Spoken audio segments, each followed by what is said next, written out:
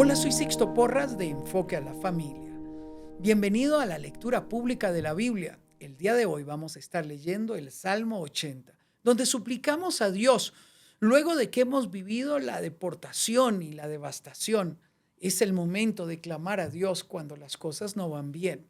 Iremos a Ruth capítulo 3 y 4, cuando Boaz restaura a Ruth y Dios honra el trabajo de esta nuera que ama a su suegra Noemí. Y terminaremos leyendo Hechos 5, cuando Ananías y Zafira, los apóstoles hacen muchos milagros y los apóstoles enfrentan oposición también. El libro de los Hechos lo seguimos escribiendo nosotros. Por eso debemos de aprender lo que ocurrió hace tantos años en este libro maravilloso. Disfrute usted la lectura pública de la Biblia. El libro de Salmos, capítulo 80.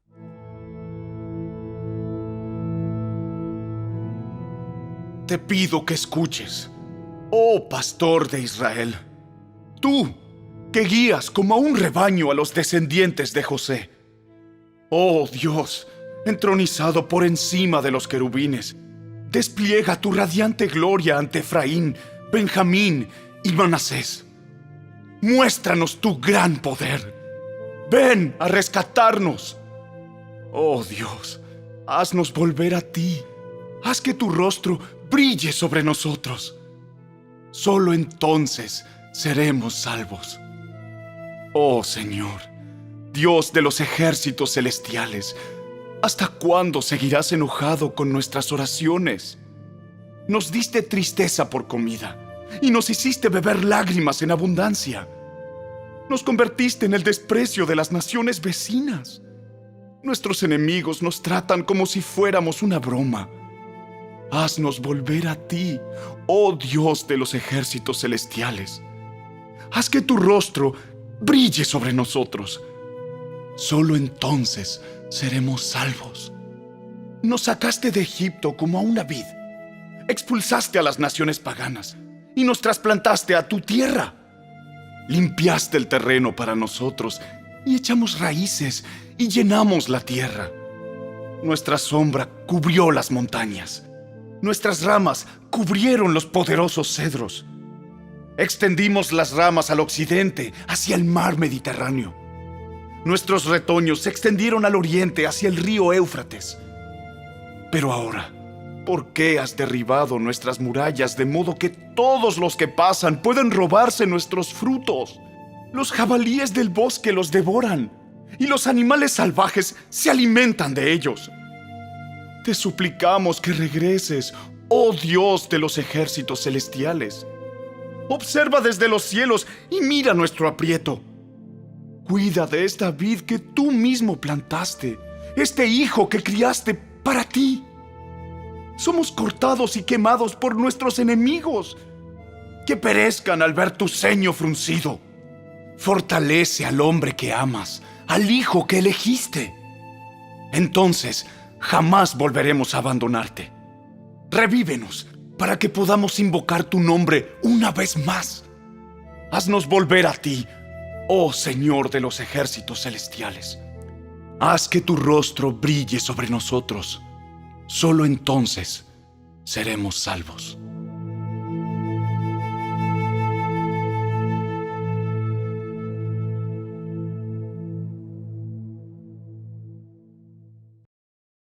El libro de Ruth, capítulo 3.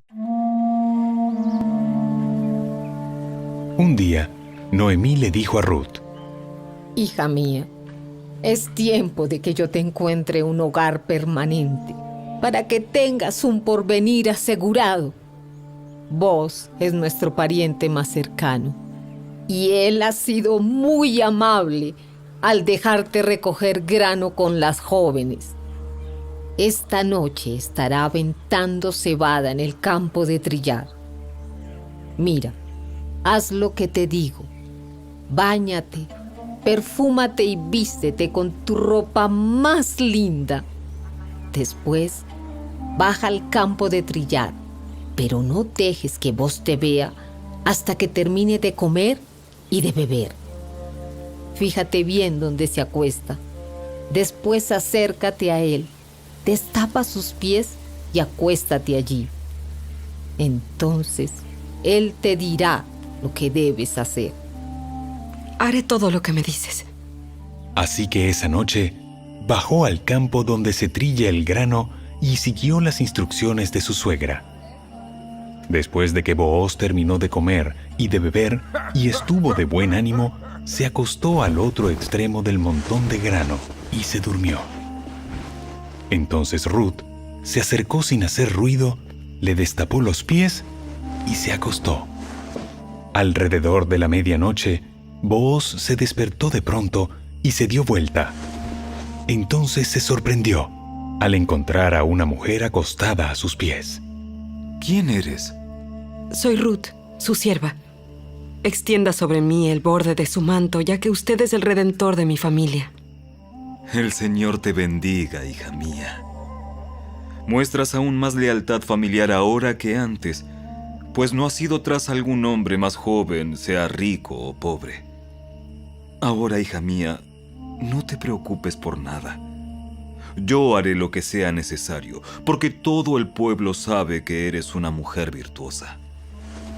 Pero aunque es cierto que yo soy uno de los redentores de tu familia, hay un pariente más cercano que yo. Quédate aquí esta noche y por la mañana hablaré con él. Si está dispuesto a redimirte, muy bien, que se case contigo.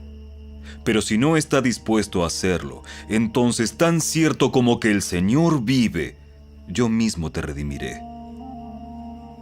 Ahora acuéstate aquí hasta la mañana. Entonces Ruth se acostó a los pies de Booz hasta la mañana, pero ella se levantó muy temprano antes de que hubiera suficiente luz para que una persona pudiera reconocer a otra. Pues Booz había dicho: Nadie debe saber que estuvo una mujer aquí, en el campo de trillar. Luego, Booz le dijo: Trae tu manto y extiéndelo. Entonces, él midió 6 medidas de cebada sobre el manto y lo colocó sobre las espaldas de ella. Después, él regresó al pueblo.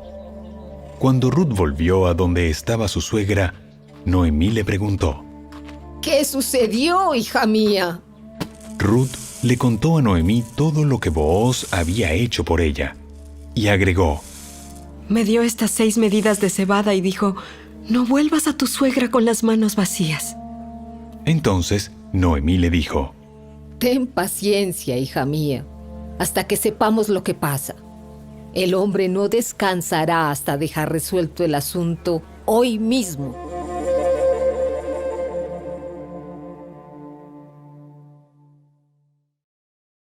El libro de Ruth, capítulo 4.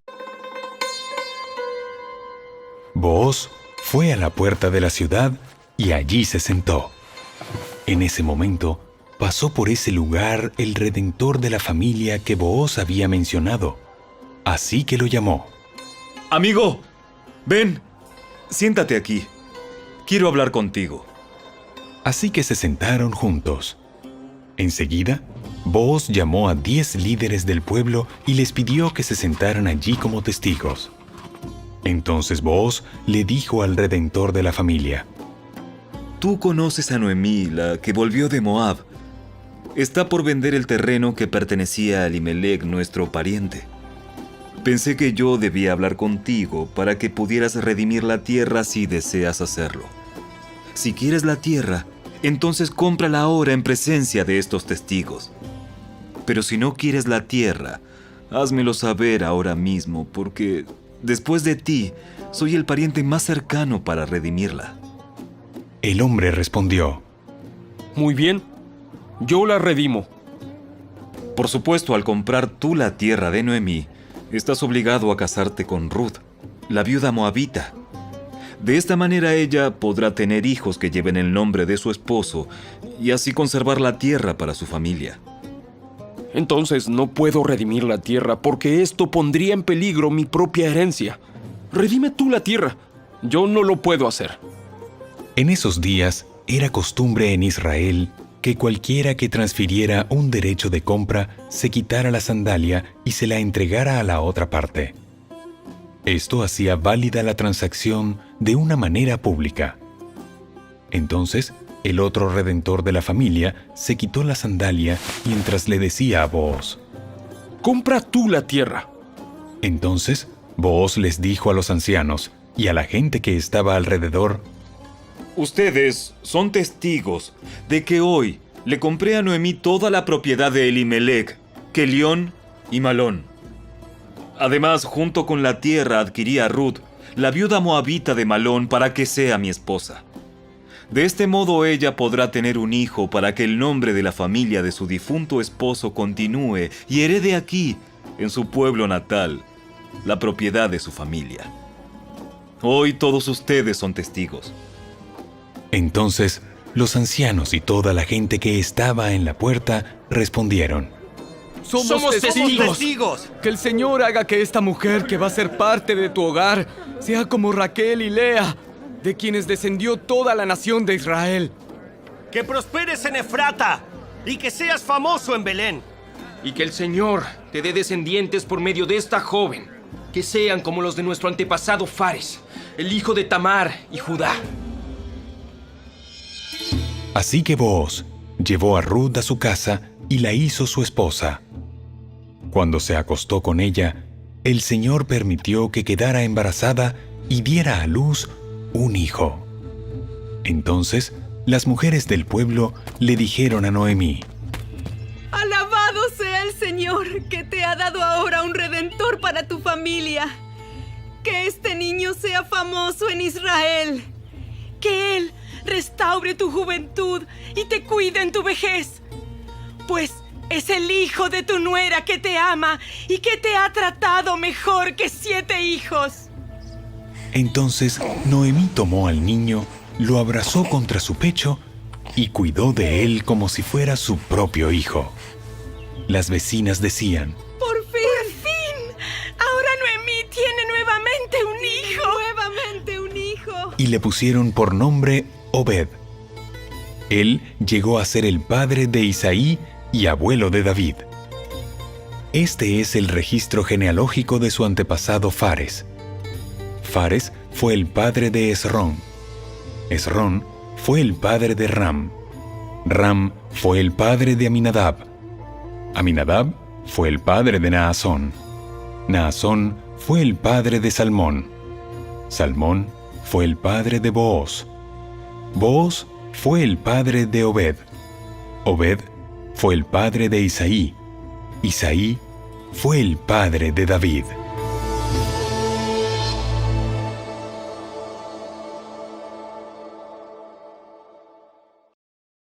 Los Hechos de los Apóstoles, capítulo 5.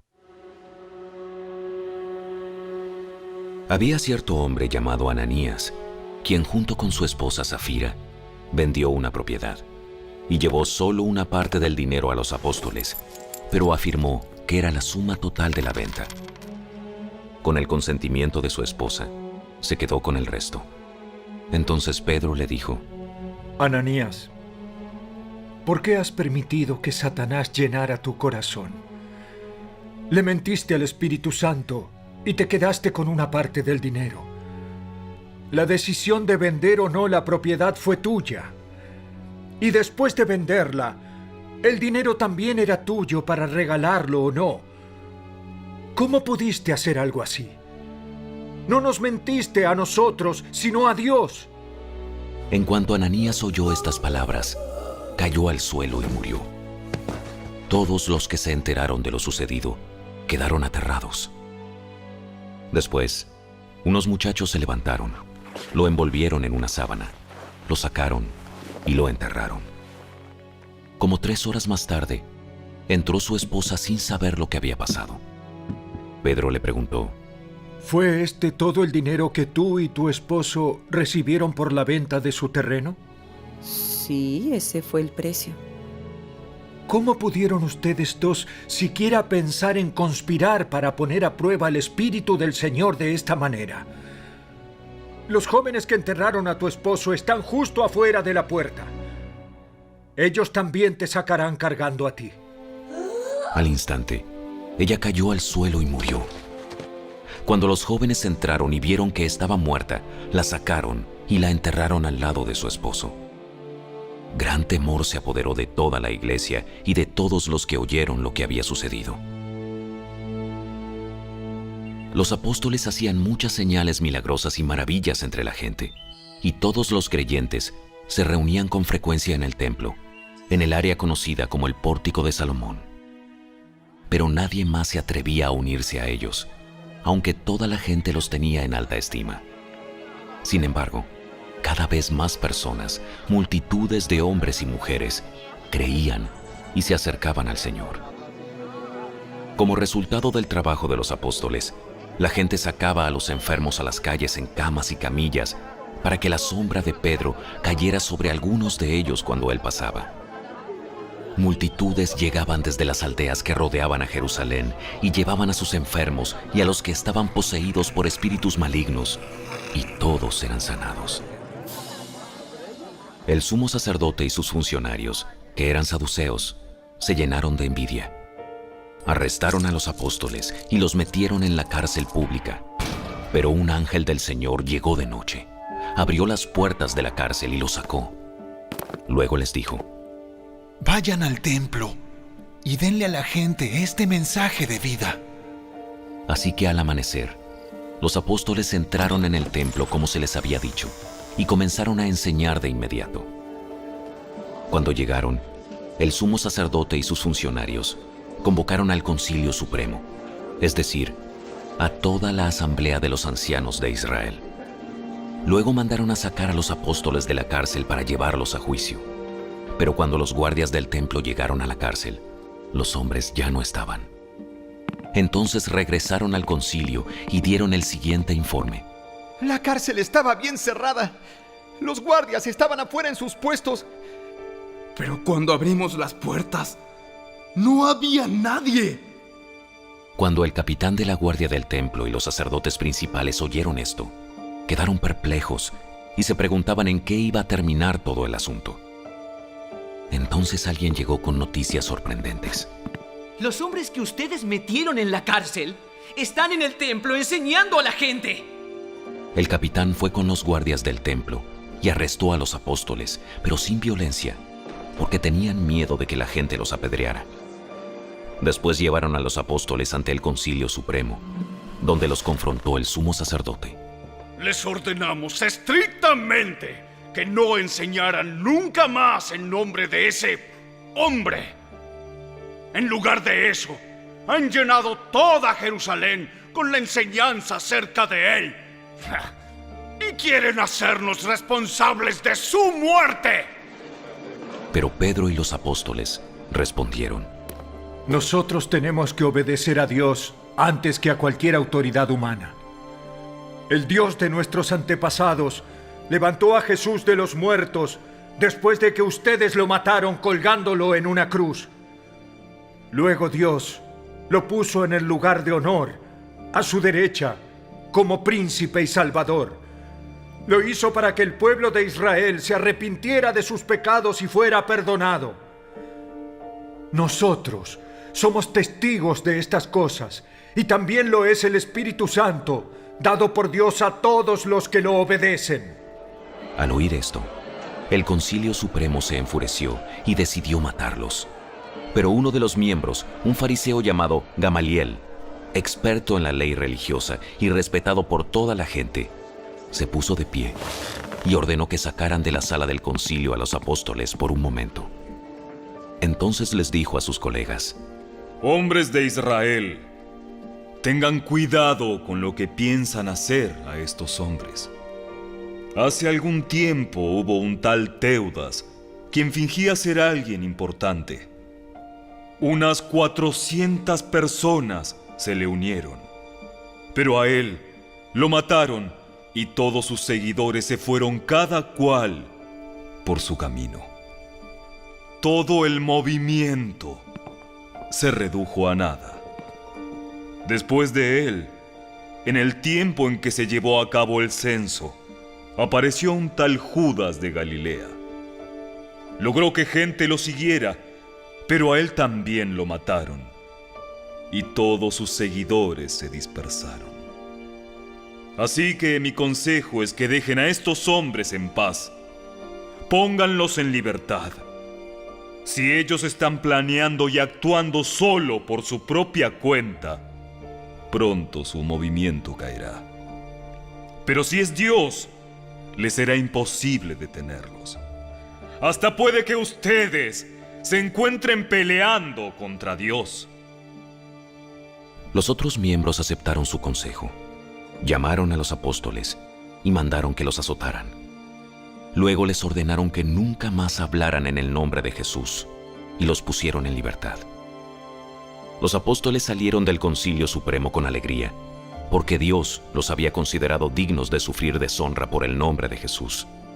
Y cada día, en el templo y casa por casa, seguían enseñando y predicando este mensaje: Jesús es el Mesías.